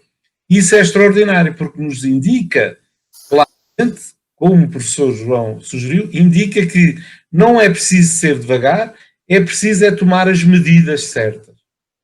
E as medidas certas prendem-se com currículo, se termos um bom currículo, prendem-se com formação de professores, prendem-se, mas não no sentido de colocarmos os professores em salas de aula, a aprenderem metodologias mais variadas. Não, é assim, prendem-se com a formação de professores e com a certificação de professores. Eu presumo que o professor João conheça a certificação tal como ela é feita, pelo menos em alguns estados nos Estados Unidos. E se essa certificação fosse feita cá hoje, por exemplo, em língua portuguesa, provavelmente a maior parte dos professores brasileiros não conseguiriam ser certificados, porque não entendem das regras básicas da língua portuguesa para poderem ser bons professores em sala de aula. Aquilo que nós vamos tendo acesso na sala de aula, nas redes sociais, da incapacidade de escrita correta da nossa língua, espelha a incompetência e incapacidade dos professores de língua portuguesa nas salas de aula para falarem de coisas que são, de facto, simples, porque muitas delas são regras muito básicas e que se prendem com o ensino da gramática. Só que há muitas formas de ensinar. Provavelmente o ensino da gramática, como era feito antigamente, não era um bom sistema, permitia boas aprendizagens, mas não era um bom sistema para aplicar nos dias de hoje. Mas um bom professor que sabe a gramática consegue fazer o ensino dando indicações claras aos seus alunos do que está correto, do que não está incorreto, e porque é que está correto e porque é que não está incorreto. São coisas que são muito simples, muito básicas e que são fundamentais. Se prendem com a formação / certificação de professor. E por fim, eu quero alertar para o facto de que eu tenho muitas suspeitas, mais em relação à Prova Brasil do que propriamente ao Enem. Ao Enem, desculpa, não, ao Enem não, ao PISA.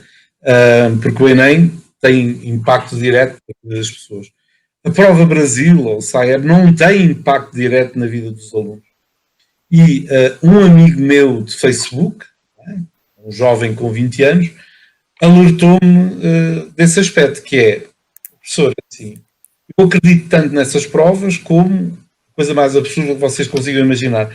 Porque quando eu ia fazer essas provas, se eu tinha algum objetivo fora da sala de aula que eu queria ter acesso rapidamente, eu preenchia tudo sem nem lia a prova. Eu simplesmente preenchia, saía e ia jogar futebol, por exemplo. Eu sei que as escolas fazem um esforço em termos de, inclusive, mentir para os alunos dizendo que a classificação da Prova Brasil vai ter impacto no seu resultado em termos de avaliação da disciplina. Não vai ter impacto, porque as provas, os testes ou as folhas de resposta dos alunos não são avaliadas nas escolas, são avaliadas fora, e não vai ter impacto de facto. Mas esses podem motivar, mas talvez no nono ano a coisa seja mais difícil. No terceiro ano eu duvido que consigam fazer essa motivação, porque os alunos já são mais espertos, já passaram por a experiência e sabem que a coisa provavelmente não vai ter impacto nenhum em relação à classificação nas disciplinas, tal como os professores lhes vão dizendo. Eu tenho essa dúvida. É muito importante nós, de facto, termos em atenção estes resultados. É muito importante percebermos que estes resultados não nascem por acaso. Eu acredito que há más intenções para termos estes resultados. Também sei que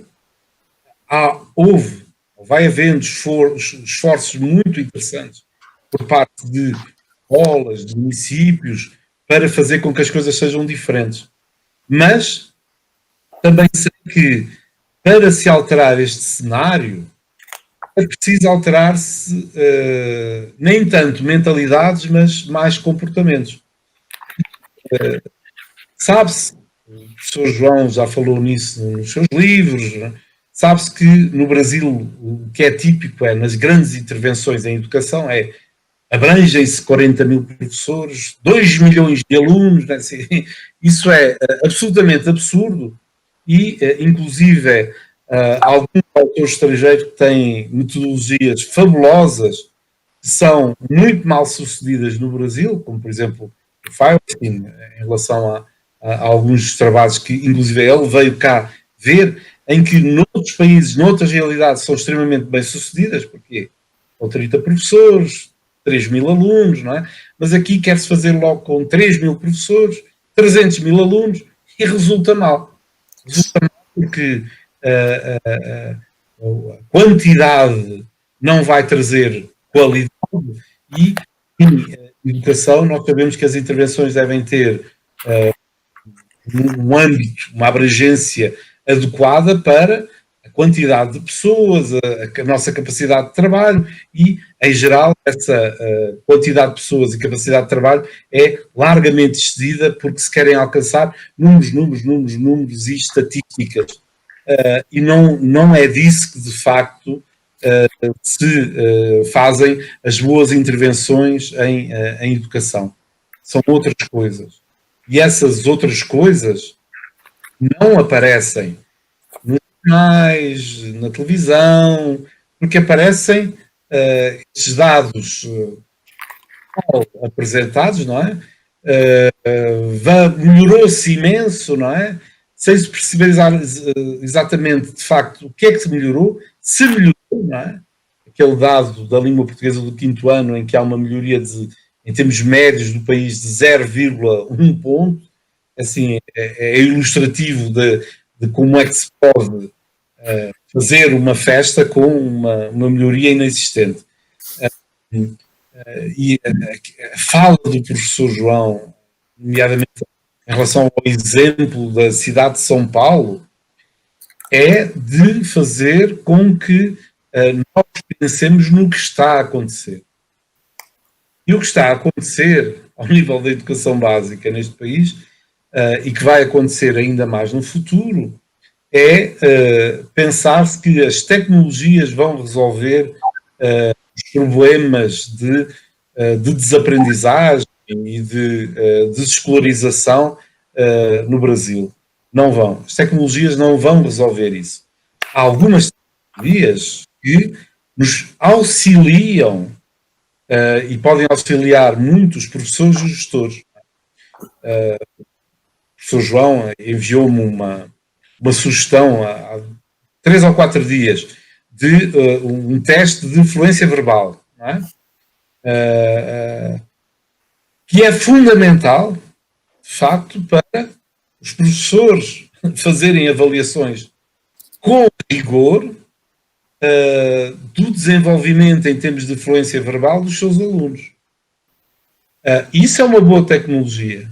Agora, pensar-se que não, vamos pôr robótica nas escolas, vamos colocar ensino de inglês de forma completamente desorientada e sem ter objetivos claros a atingirem nas escolas a partir dos 4 anos.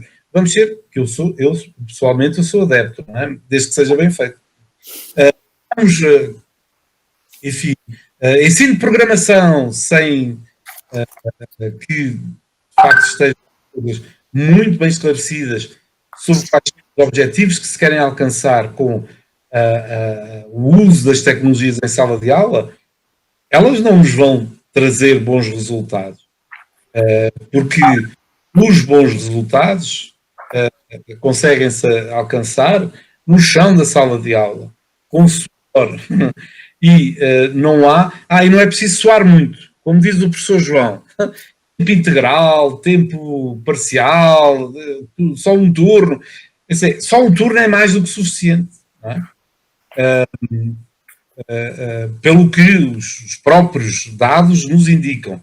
O tempo parcial, eu tive a oportunidade de ver, porque eu visitei algumas escolas aqui no Triângulo Mineiro, o tempo integral, não é? Ocupar as crianças e os jovens com atividades que, de facto, são interessantes ou podem ser interessantes em termos de desenvolver relações interpessoais, desenvolver, assim, mas não vão trazer resultados significativos em termos das aprendizagens da língua portuguesa ou da língua matemática. Onde é que se vai, onde é que se podem encontrar metodologias que permitam fazer que no futuro as coisas sejam diferentes? Os outros países estão aí. Por exemplo, os currículos de Singapura de matemática, quem os quiser pode consultar. Tem que saber inglês, pode consultar. Não, mas nem é preciso saber inglês, porque agora com a tradução automática do Google, a tradução tal maneira bem feita que, mesmo não sabendo inglês, tem-se acesso a boa informação. É possível isso buscar informação a quem já faz bem, já faz muito melhor do que nós fazemos e que traz bons resultados. Ficar à espera que esses bons resultados venham de geração espontânea e pela boa vontade de quem está na sala de aula e que está a gerir as redes, eu não me parece que seja uma boa decisão, porque sozinhos os professores não vão lá, sozinhos os gestores não vão lá, até porque a formação de base, quando eles a têm, não é? A formação de base de professores e de gestores é muito deficiente. E os processos de seleção para colocar os professores em sala de aula também não são muito brilhantes, no sentido que não se escolhem os melhores para estar dentro da sala de aula. Incentivo para as pessoas irem para a carreira docente. Criar incentivos para os docentes que alcançam bons objetivos, que atingem bons objetivos, terem prémios no final do ano. Basta isso. Basta lhes dar a informação, boa informação, dizer-lhes, olha, está aqui tudo o que você pode fazer e que vai ter bons resultados para os seus alunos. Se você conseguir que no final a média da sua turma no terceiro ano da língua portuguesa seja pelo menos 450, é um número que eu deito para o ar, você no fim do ano leva mais 20 mil reais para casa. Só isso, eventualmente faria com que muitos professores repensassem naquilo que estão a fazer em sala de aula, se motivassem para estar na sala de aula e que alterassem as suas metodologias de ensino. Não é preciso levá-los para lado nenhum, não é preciso pô-los em sala de aula, não é preciso pô-los como é na minha rede, aqui na cidade, na rede da minha cidade, que é pô-los a ler livros de Paulo Freire e a fazer resenhas de livros de Paulo Freire e depois querem que, por osmose, não se sabe bem qual, se melhore o sistema educacional, sem terem atenção que aquilo que Paulo Freire falava relacionava-se com determinados contextos que não se aplica em nada com as escolas, como acho que, pelos vistos, ele próprio se apercebeu no final da vida dele. É preciso fazer diferente. Os indicadores estão aí. Há pessoas que sabem pensar o que se está a passar. Essas pessoas não estão em lugares de decisão e a influenciar políticas nem do MEC, nem das secretarias estaduais, nem das secretarias municipais. Pode ser que para o ano, com as eleições nos municípios, esta realidade se altere e que alguns gestores de redes municipais consigam entender o papel que eles podem ter e a forma como se pode motivar toda uma rede para fazer as coisas de forma diferente. Porque é preciso fazer de forma diferente. Insistir na mesma receita, na esperança de obter algo diferente, não é muito inteligente. E o que nós temos muito aqui no nosso país é a insistência na mesma receita, acendendo uma vela a cada um dos nossos deuses e santos, na esperança de que as coisas depois resultem melhor. Não é assim que as coisas vão resultar melhor. É preciso muita inteligência, que existe neste país. É preciso muita persistência e muito esforço. E essa inteligência, essa persistência e esse esforço, eu lamento dizer, não está do lado nem da Fundação Lehman, nem do Todos pela Educação, que mais prejudicam os alunos e as famílias mais pobres deste país do que as ajudam, na esperança sempre de obter ganhos políticos e ganhos financeiros. E eu não acredito que eles alguma vez consigam mudar, seja o que for, na educação deste país. Até agora não aconteceu, não vai ser agora que vai acontecer. Eu não queria falar dessa gente, mas apeteceu-me. E por enquanto fico por aqui. Muito bom, professor. Uhum. Podemos ir para o chat? A Aline quer fazer alguma observação? Podemos ir para o chat. Sim. Então tem alguns comentários aqui que eu gostaria de colocar para que os professores comentassem, né? Antes mandar um abraço para o pessoal aí que está mandando mensagens para a gente, o Kim, o Antônio Hernani, o professor Ney Rômulo, o Alexandre Pierezan, Érica Sena, o Gabriel, Daniela Santos, o professor Marcelo Hermes, que é o presidente e líder do DPL, a Débora Moura, o Peterson Dayan, o Bento Abreu, o Jorge Tomioka. Um abraço para todos. E temos uma pergunta aqui, eu gostaria de adicionar mais uma, né, para a gente fazer uma rodada aí. A Rosane Mantovani pergunta se o nível da prova continua o mesmo, baixou, subiu, de que forma isso é trabalhado, né? E eu gostaria de perguntar, principalmente ao professor João, que mostrou muitos dados numéricos ali, se existe uma conta de custo por aluno por ponto, para a gente saber, por exemplo, quais seriam os estados, os municípios, enfim, ou as escolas que conseguem aproveitar melhor o recurso, né? Como o senhor colocou, São Paulo tem uma verba muito mais alta e não consegue pontuar de forma proporcional à verba que ela aplica na educação, né? Enfim. Bom, olha, o teste, né, ele é baseado numa metodologia chamada TRI, né, que é muito robusta, né? A gente pode questionar sobre o que o teste está medindo, né? Porque quando a Prova Brasil foi desenvolvida, o Brasil não tinha currículo. Hoje ele tem um negócio chamado BNCC, que não sei se é currículo, mas pelo menos é um referente um pouco mais objetivo. Antes não tinha. Então eles desenvolveram lá os indicadores e a partir desses descritores fizeram a prova. Agora, isso gera itens que são calibrados estatisticamente e que é muito difícil, né, você ter uma variação muito forte. E se tiver, é possível investigar e descobrir. Né? Então eu acho que a primeira suspeita não deve ser sobre a prova. A prova é bastante estável, baseada numa metodologia estável.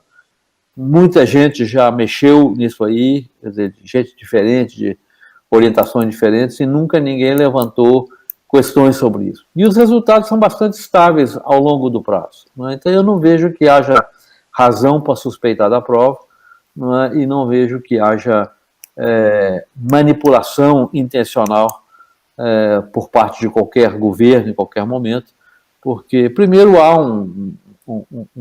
um esquema técnico bastante robusto em torno da prova. Né? Ou seja, podemos discordar das grandes linhas da prova, né, o que ela avalia, mas uma vez que aquilo está definido, há uma consistência bastante grande. Né? Eu conversei, inclusive, agora, em função desse aumento do ensino médio, sobre isso com alguns dos poucos psicometristas que tem no Brasil, né, e todos eles são muito tranquilos em dizer, olha, isso seria a última preocupação, mas dificilmente acontece. Né? Quanto ao custo, quer dizer, a evidência mostra o seguinte, para o mesmo custo você tem resultados muito diferentes. Né? Quer dizer, então não existe alguém que está fazendo, né, quem tem só 5, quem tem 8. Não, olha, para quem qualquer valor você tem gente, né, aquela nuvem. Você tem a bote em cima da nuvem aí, gente de todo tipo. Ou seja, onde há eficiência na gestão, com o pouco que tem, você faz muito. Onde não há eficiência, não tem muito, né? Tal maldição do petróleo. Rio de Janeiro, aqueles municípios gastam lá 30, 40 mil por aluno e o ensino é de nível nordestino. Né? Então, realmente, não, o que não há é relação, né? E o que há em muitos lugares é um pouco mais de eficiência. Às vezes a eficiência até porque não tem mais dinheiro. Se tivesse, ia gastar, né? Mas não tem. Agora, o que é problemático no Brasil como um todo é que, mesmo nesses municípios que conseguem fazer mais com menos, o gasto com o pessoal é muito elevado. Então, sobra muito pouco dinheiro para outras coisas que precisam da educação. Infraestrutura, livros, bibliotecas, recursos. Não é? Então, as escolas, os sistemas são muito pobres. É muito justinho, né? Aquele dinheiro ali, quase tudo vai para pagar professor, pagar pessoal. Isso é um problema que todas as redes se ressentem, né? Mas, apesar disso, algumas conseguem ser mais eficientes. Agora, isso significa também que o nível de ineficiência é brutal.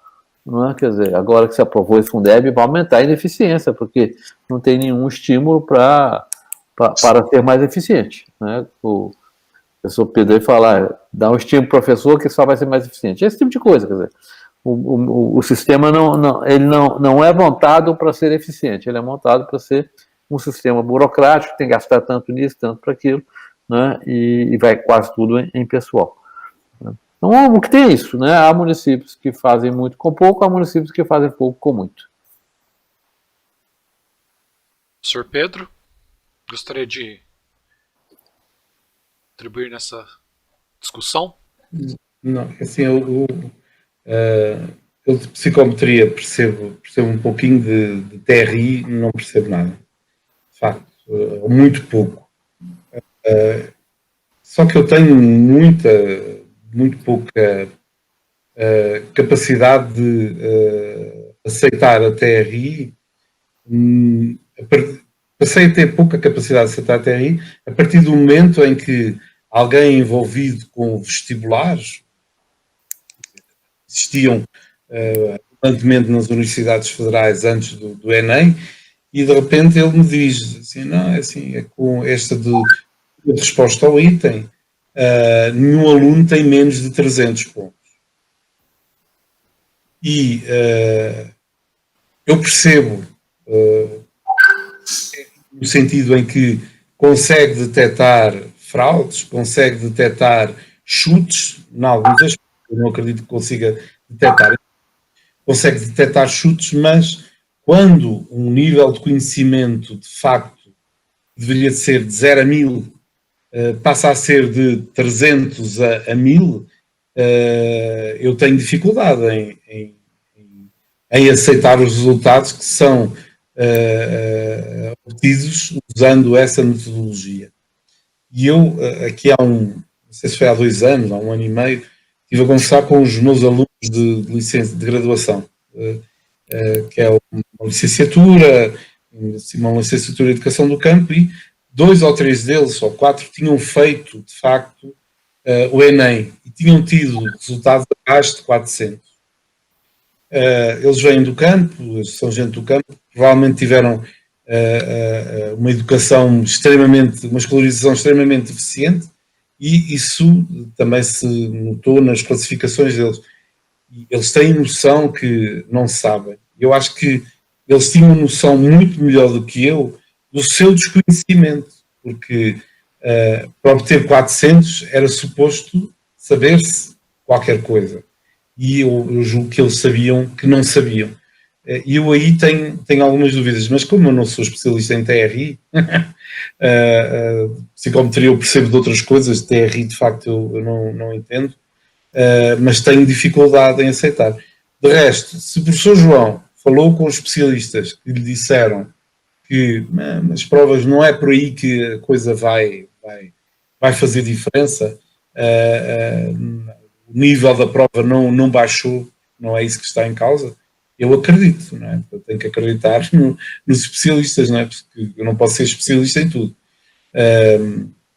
Eu sei, não é? Eu sei que quando o dinheiro é bem investido, de facto, traz resultados. Estudos feitos em Portugal, ao nível dos municípios, sem terem atenção à educação, dizem que €1 investido no município traz um retorno de 4 euros.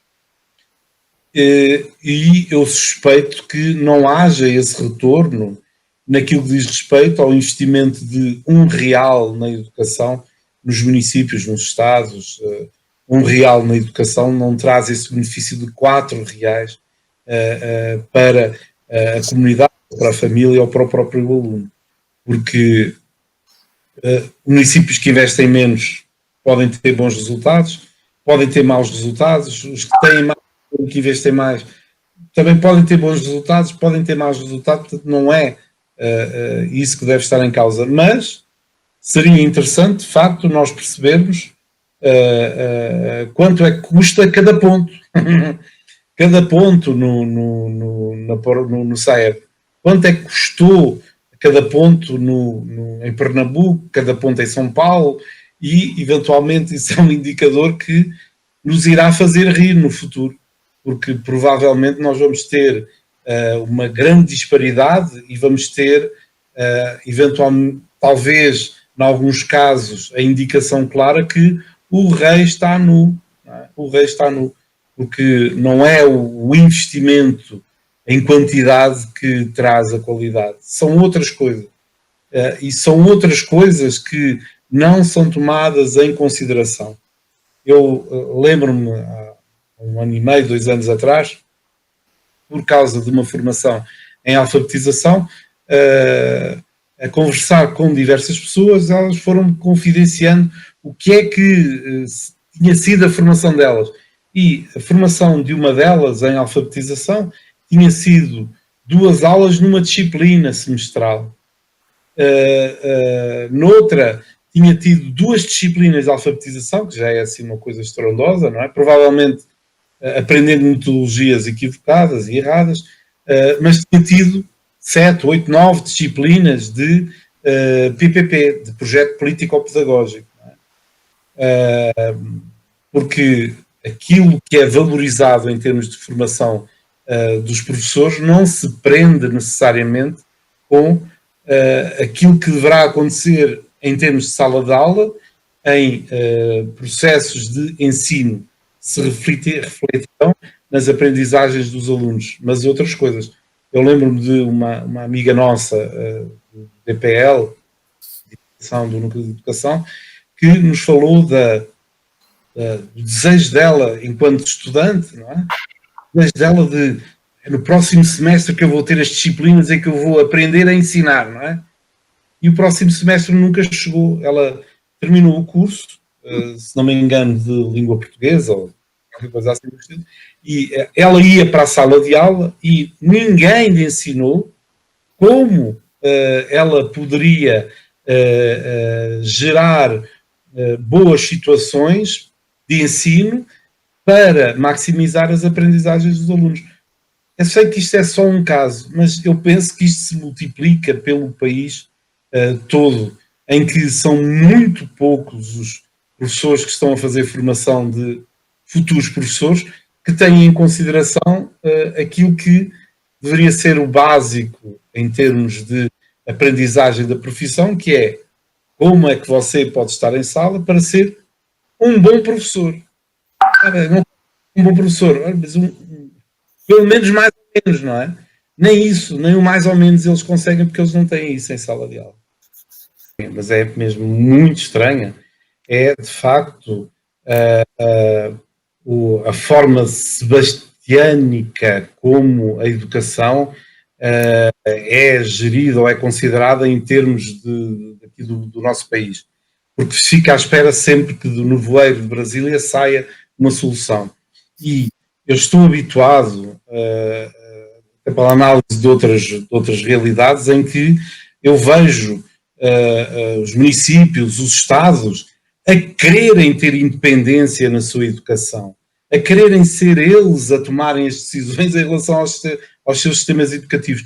Eu acho muito estranho que estados como Minas Gerais, ou São Paulo, ou Paraná, ou Rio Grande do Sul, ou Santa Catarina, ou Ceará, ficarem dependentes daquilo que sair de Brasília. E eles não lutarem pela descentralização. Eu acho muito estranho eles não quererem lutar pela descentralização. E, por exemplo, São Paulo, ou Ceará, ou seja quem for, ou os municípios dizerem, não, aqui quem manda sou eu, não é Brasília. Nós sabemos também porque é que não é assim. Não é assim porque o FNDE foi montado para não ser assim. Porque retira o dinheiro dos municípios e depois redistribui se os municípios respeitarem determinadas regras. É óbvio que as coisas estão montadas para serem assim, mas é muito estranho governadores, prefeitos, não é? Alinharem com esta coisa, como o professor João apontou, medíocre em termos de resultados e não quererem chamar para si a responsabilidade e dizer, não, aqui quem manda sou eu, ou somos nós. No Ceará mandam os cearenses. No sistema educativo do Ceará mandam os cearenses. Não é Brasília. Isso a vocês não vos soa estranho? Não haver movimentos de descentralização forte em termos do Ministério da Educação? Para mim, soa-me de forma extremamente estranha. E aquele movimento que eventualmente se associa à BNCC de não, vai ter os municípios, os estados vão ter a capacidade de ter ali algumas coisas que são exclusivas deles, assim, isso é suficiente? É suficiente, meus amigos? Para mim não é suficiente. Para mim, o suficiente seria Santa Catarina dizer, não, chega, nós não queremos o MEC a mandar aqui. Não queremos o Conselho Nacional de Educação a mandar aqui. Nós temos o nosso Conselho Estadual de Educação, é com ele que nós queremos trabalhar, é com os catarinenses ou os especialistas que nós contratamos para termos um currículo próprio, metodologias que estão já demonstradas que resultam, para nós melhorarmos o nosso sistema educativo. Ficam todos à espera de Brasília? Não me parece racional isso. Tudo à espera de Brasília. Certo, professor. Aos colegas, gostaria de perguntar o que vocês acham se a gente começar já a partir para as considerações finais. Podemos? Tem uma pergunta aqui, eu faço, e aí vocês já podem responder e emendar nas considerações finais, pode ser? Sim. Basicamente seria quais são as perspectivas para a educação brasileira, considerando tudo isso que já foi comentado aqui, os resultados, e, enfim, a discussão toda. E mandar também um abraço para o professor Rodrigo Delamare, Rosângela Caldeira, Maria Dolores, Maria da Graça, Ana Lúcia, Cecília, Alisson Lobato, Flávio Boechat, Eduardo Vieira, Girlane Hickman, Miriam Cleide, Débora Moura, Igor Jansen. Então fica aberto aí para quem quiser iniciar. Boa noite a todos, foi um prazer estar aqui hoje com vocês discutindo os dados SEB. Eu quero dizer que eu admiro muito o trabalho de vocês dois, acho que há 2 anos atrás eu ganhei um livro do senhor João Batista, o Repensando a Educação Brasileira, e eu li com muito, assim, admiração e abriu minha mente para muitas coisas, depois eu passei a ler uma série de coisas que o senhor escreveu, acho que, sem dúvida, o senhor é um dos grandes pensadores da educação básica no Brasil, então... Prazer estar ouvindo hoje à noite. Pedro, muito obrigada por ter aceitado, é um prazer fazer parte do DPL de Educação. O Marcelo sempre diz que o DPL Educação é o melhor grupo do DPL e isso é mérito seu. Então, boa noite a todos e foi um prazer estar aqui hoje. Nós temos 2 caminhos, ou alteramos ou não alteramos. Se alterarmos e, de facto, conseguirmos melhorar, o Brasil é um país extraordinário, não é? Eu acho que só os brasileiros é que não acreditam que o Brasil é um país rico e com um potencial enorme. Já hoje, não é no futuro, é hoje. Se não alterarmos, eu tenho um conselho importante a fazer para todos os que têm crianças pequenas. Ensinem mandarim aos vossos filhos, porque os chineses vão mandar nisso tudo. Boa noite.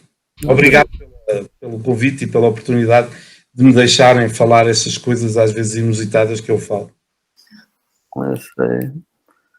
Não, eu não quero ter a última palavra não, mas eu acho que vai ser o último a falar. Quer dizer, eu continuo, né, apesar dos cabelos brancos aqui, lutando, acreditando e tentando fazer alguma coisa. Mas a perspectiva é muito negra, muito ruim. Né? Sobretudo a perspectiva agora de curto prazo. Né? Quer dizer, essa questão da Covid, as escolas que não abrem, discussão abre tudo menos escolas, crianças prejudicadas aí por uma pressão absurda, né? Não há movimentos nenhum para preparação, não há planos de volta, então eu acho que nós vamos ter aí um período ainda de andar para trás muito sério, né? Acoplado a um problema financeiro muito grande, né? E tem que confiar, né? Quer dizer, a minha geração não conseguiu mudar, né? Espero que vocês que estão vindo aí na frente continuem. A única coisa que nós mais velhos podemos fazer é continuar lutando para vocês também ter ânimo, mas as perspectivas não são positivas, não. Se o Brasil não criar jeito, e parece que não está criando, a educação não terá nenhuma chance. Se você projetar o aumento, né, das séries finais, nós vamos levar 40 anos para chegar onde a média da OCDE está hoje. Se a média da OCDE não se alterar, não é? Não, pois é, está hoje. E eu agradeço a oportunidade de poder assistir esse debate aqui de dentro e aprender, né, com tantas informações tão valiosas e pescadas. Em nome do DPL, agradeço a Aline por ter organizado a live, ter tido toda a iniciativa, e o professor Pedro Caldeiro, o professor João, por ter despendido esse tempo conosco aqui, que nós estamos construindo um canal com conhecimentos de alta qualidade, informações de alta qualidade, e acredito que isso vai contribuir muito aí para muita gente repensar a educação. Esse debate de hoje vai contribuir bastante, né?